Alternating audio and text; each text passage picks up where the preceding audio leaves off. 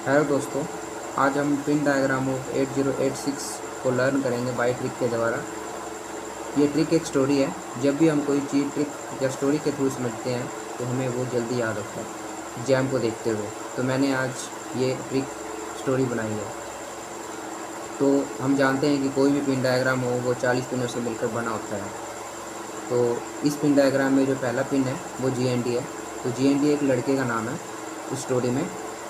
तो उसको जब वो स्कूल से घर जा रहा होता है तो उसको पता लगता है कि कल मेरा टेस्ट है या पेपर है।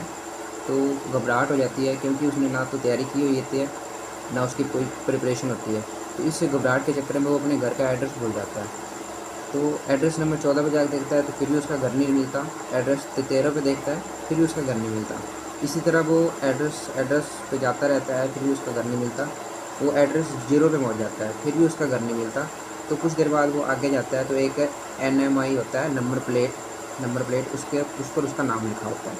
तो इस नंबर प्लेट की वजह से उसका घर मिलता है। वो घर में वो एंटर करता है। एंटर करते हुए NITR एंटर करता है। एंटर करते ही वो अंदर जाके क्लॉक को देखता है, यानी कि टाइम देखता है वो। ठीक है, तो टाइम को देखते हुए उसको घबराहट होती है, इसलिए वो GND यानी कि ग्राउंड पे बैठ जाता है, नीचे ही बैठ जाता है वो। यहाँ से फिर वो यहाँ आते हैं तो वो सोचता है कि कल टेस्ट है, तैयारी तो करनी पड़ेगी ना। तो वो अपने आप को रीसेट कर लेता है, माइंड रीसेट कर लेता है, फ्रेश वगैरह हो जाता है और रेडी हो जाता है। रेडी किसके लिए होता है? टेस्ट के लिए। ठीक है, तो टेस्ट के लिए रेडी हो जाता है वो। तो उसके बाद वो क्वेश्चन पेपर 0 और 1 उठाता है। ठीक है, तो उसको इतना समझ नहीं आता, इसलिए वो सोल्यूशन उठाता है किसी चीज़ का, पेपर का सोल्यूशन 0 उठाता है तो उसको कुछ समझ नहीं आता, LA जाता है सब कुछ। फिर सोल्यूशन 1 उठाता है तो सब कुछ डेनाइड हो जाता है, इसमें भी फिर कुछ समझ नहीं आता। फिर सोल्यूशन 2 उठाता है, उसमें कुछ डाटा ट्रांसमिट होता है और कुछ रिसीव होता है उसके माइंड में। तो उसके बाद वो लॉक कर लेता है, यानी कि यहाँ पढ़ना बंद कर देता है वो। फिर वो ना अपने दोस्त होता है, दोस्त को फ़ोन करता हूँ, यहाँ से फिर सीधा 40 पे जाता है।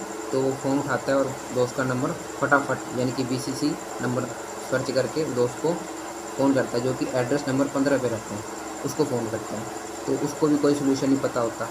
फिर एड्रेस नंबर 16 पे जो दोस्त रहता है उसको फ़ोन करता है, उसको सोल्यूशन तीसरा पता होता है। दूसरा तक तो उसने खुद फाइंड किया, जो तीसरा होता है जो एड्रेस नंबर 16 पे होता है उसको पता होता है।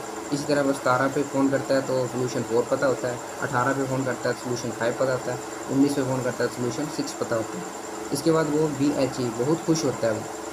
इसी खुशी के चक्कर में वो सोल्यूशन 7 भी निकाल लेता है। ठीक है, फिर उसके बाद उसको मीन एंड मैक्स यानी कि उसे थोड़ा और बहुत समझ आने लग जाता है। ठीक है, तो जब हमें कुछ थोड़ा बहुत समझ आने लग जाता है तो उसके बाद हम क्या करते हैं? खुद पढ़ने बैठ जाते हैं। इसी तरह वो थोड़ा बहुत जब उसे समझ आता है तो वो खुद पढ़ने बैठ जाता है, यानी कि रीड करने खुद रीड करता है वो।